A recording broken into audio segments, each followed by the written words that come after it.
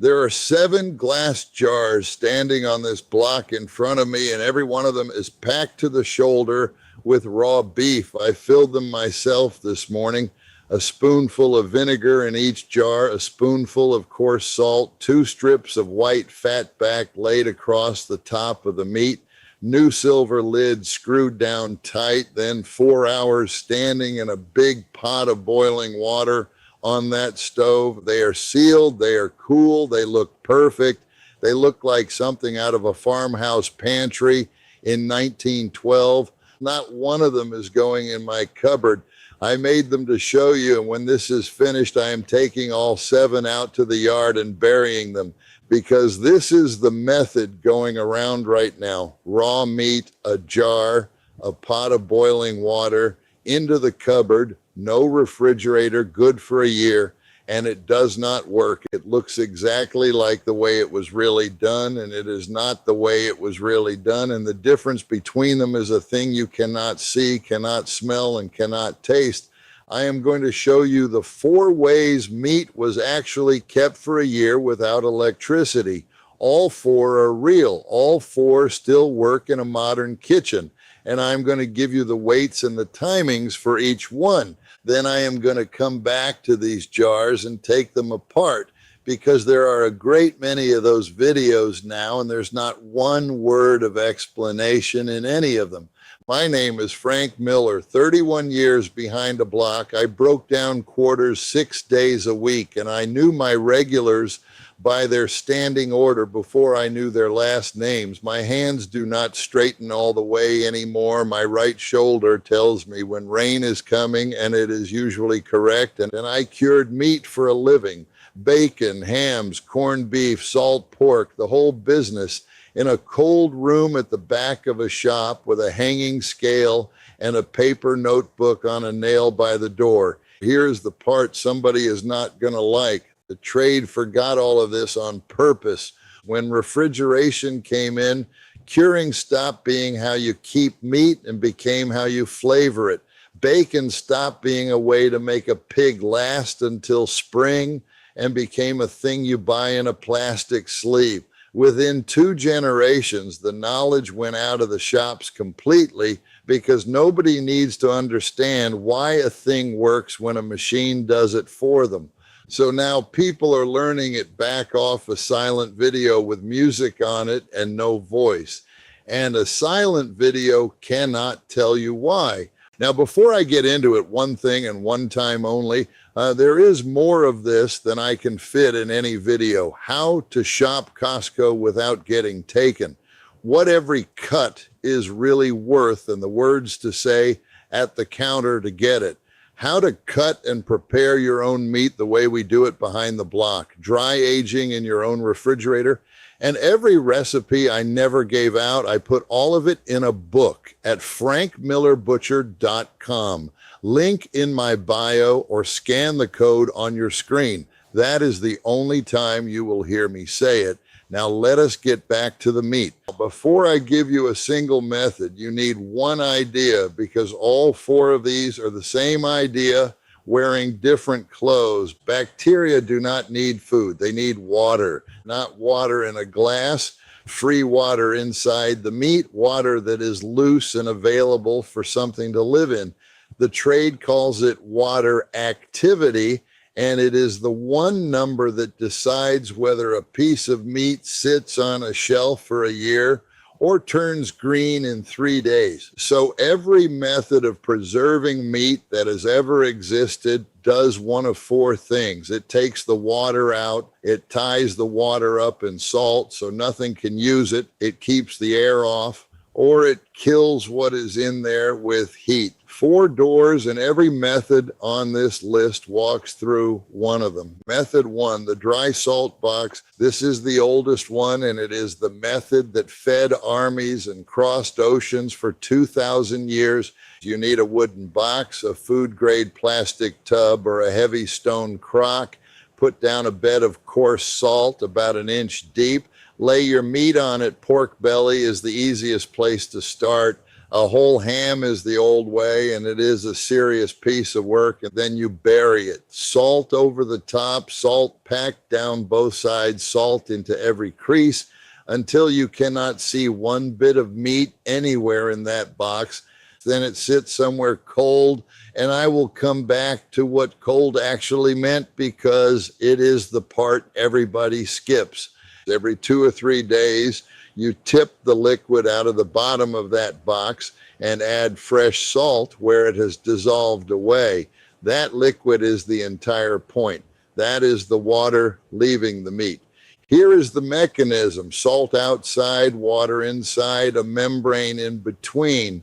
Water moves towards salt. It has no choice. That is osmosis, and it keeps moving until the concentration evens out. The meat gives up its water into the salt. Salt travels back the other way into the meat. And when it is finished, there is very little water left, and what is left is too salty for anything to live in. Now, here is the part nobody tells you, and it separates a cure that works from one that fails. The old test was not a clock, it was the scale. You weigh the piece before it goes into the salt, and you write that number on a paper tag. When it has lost about a third of its starting weight, it is cured. Not when it looks right, not when a week has gone by, when the scale says so. A 5-pound pork belly is finished at about 3 1/3 pounds, and that takes 1 to 3 weeks, depending on the thickness of the piece and the cold of the room. That is why every proper cure ever written down is a percentage of the weight of the meat and never a handful of anything. 2.5% salt by weight is a light cure meant to be cooked.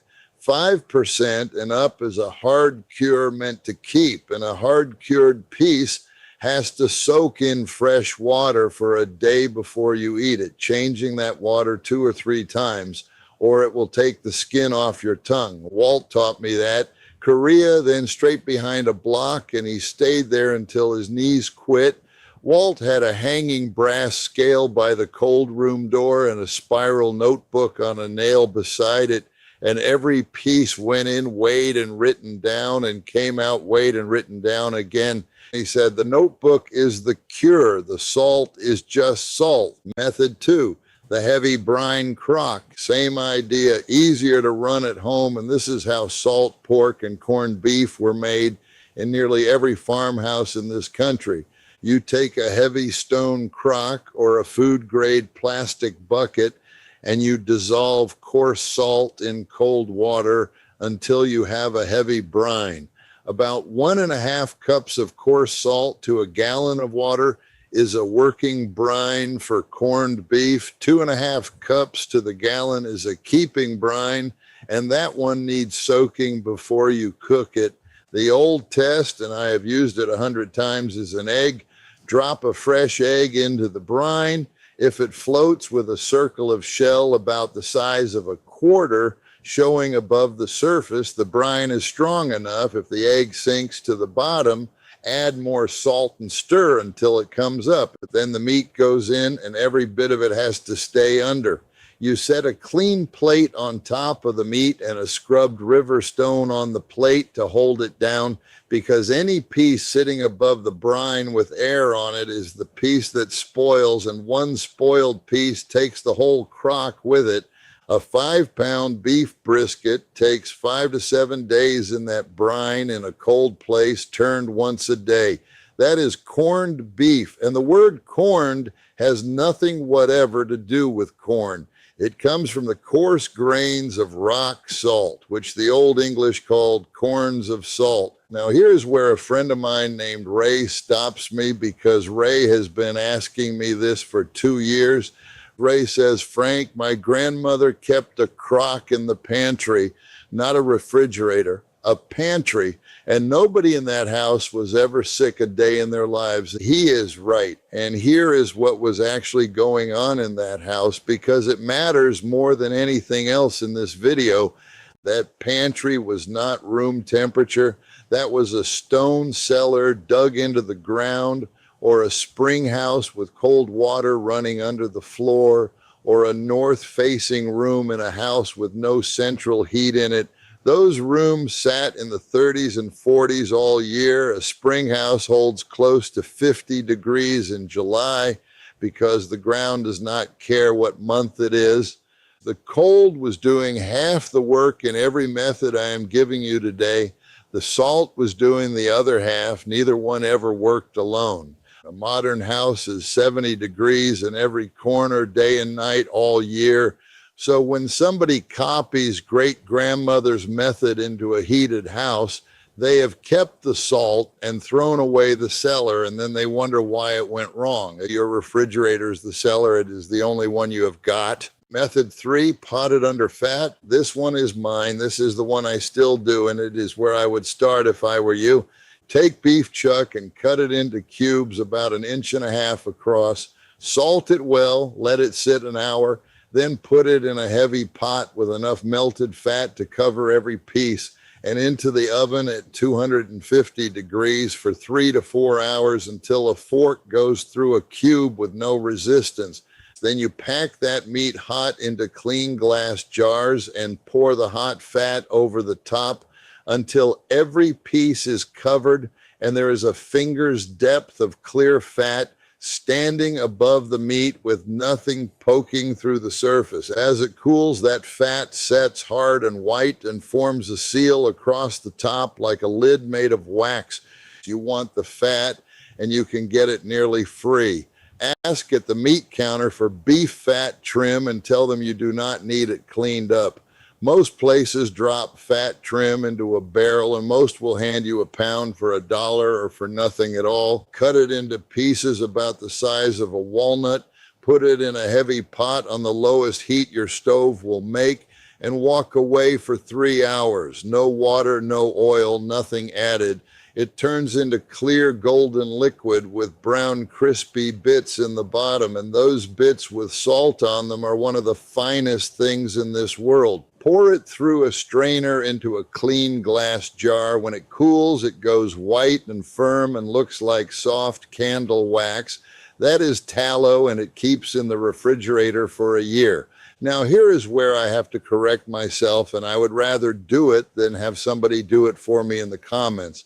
For years, I told people that a layer of fat on top makes meat shelf stable, that a crock of potted meat under 1 inch of tallow can sit in a cupboard. That is wrong, and it is wrong in a way that matters. Fat keeps air out. That is all fat does. It stops the meat drying, and it stops it going rancid from oxygen, and both of those are real jobs worth doing.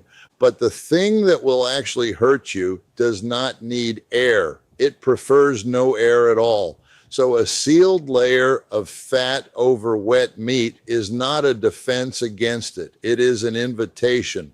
The reason those crocks work for 400 years is not the fat. It is that they lived in a cellar just above freezing all year, every year. The cold was the preservative. The fat was keeping the air off. So a potted crock under tallow goes in the refrigerator, not the cupboard. Made that way, it holds 2 months, and it is a wonderful thing to have in the house. Method 4, dry it out and put smoke on it. Cut the meat into strips about 1/4 inch thick across the grain. Salt them, dry them in moving air until they have lost most of their weight, and they crack when you bend them instead of folding.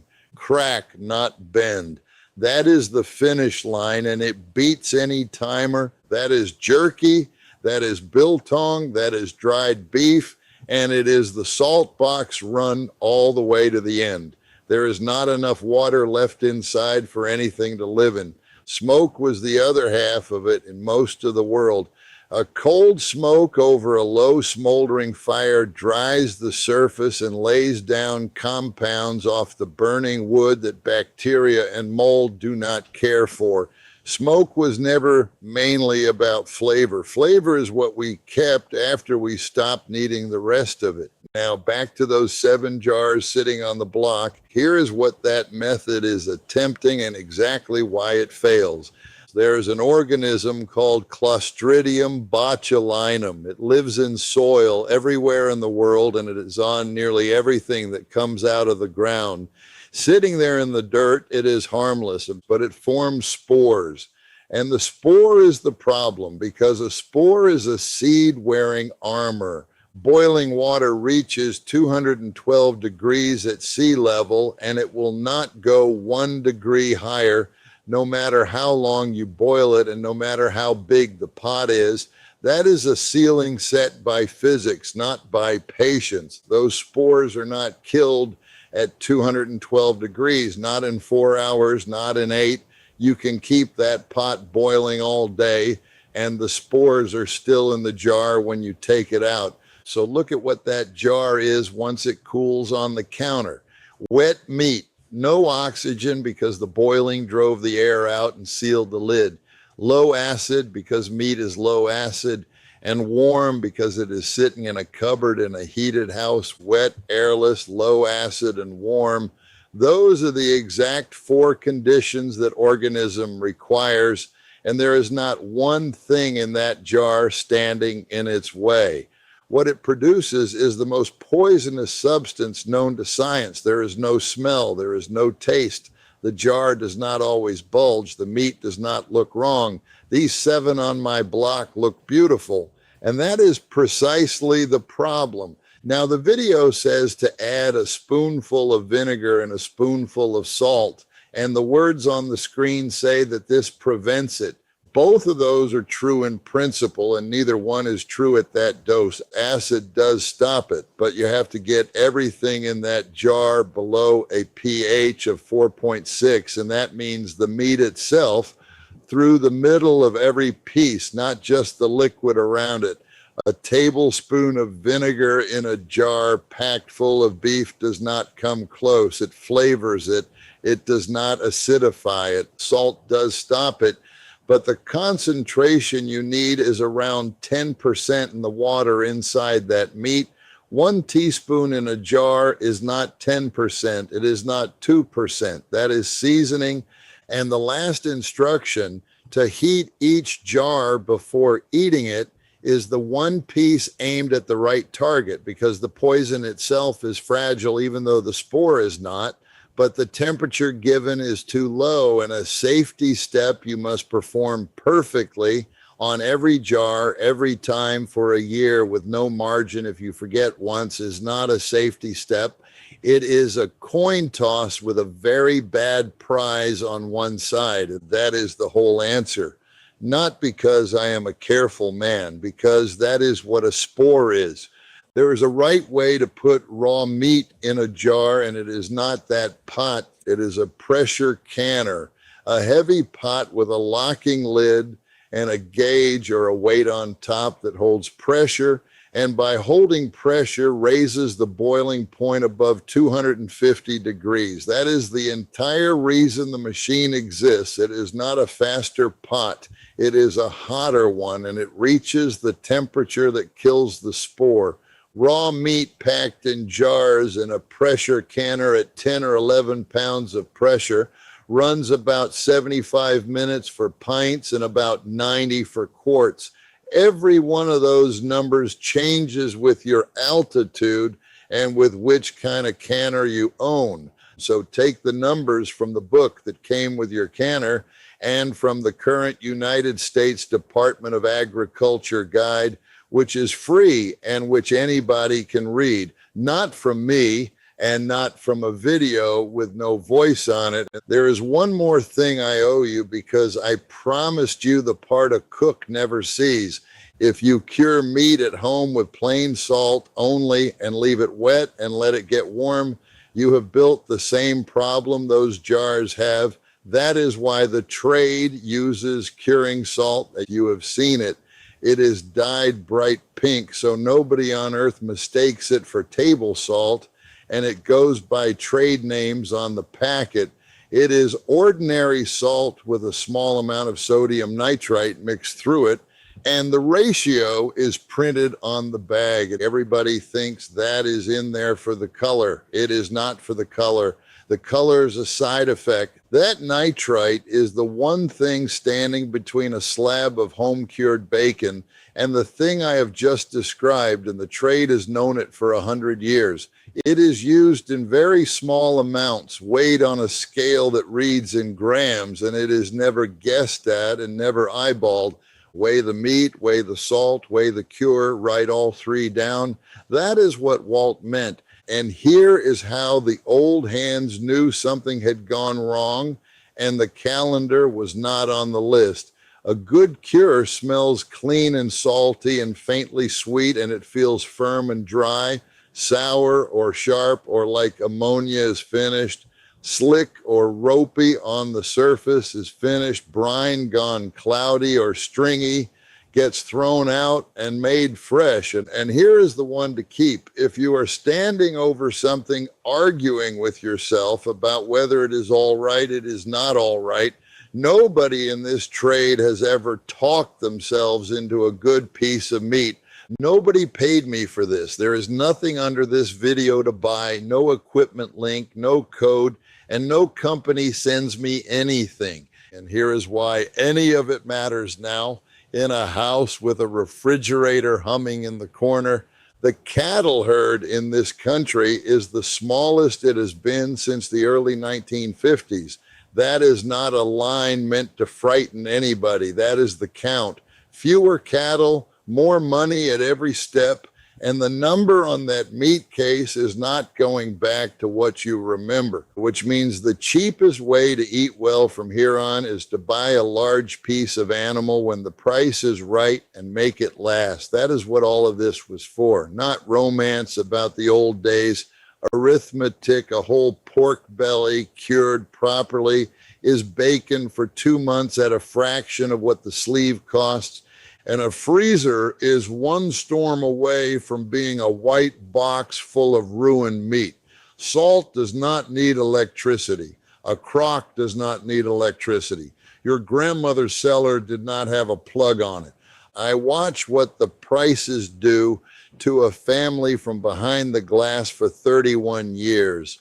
Sunday steak became birthday steak, and then people stopped coming to the counter at all, and they are a little embarrassed about it. They did not do anything wrong. They were never taught the thing every household in this country knew 100 years ago, which is how to make an animal last. So 5 lines: weigh the meat and weigh the salt, percentages on a scale written down, never handfuls, dry salt box or heavy brine, and keep it cold the whole way through. Your refrigerator is the cellar. Under fat means airtight, not shelf stable.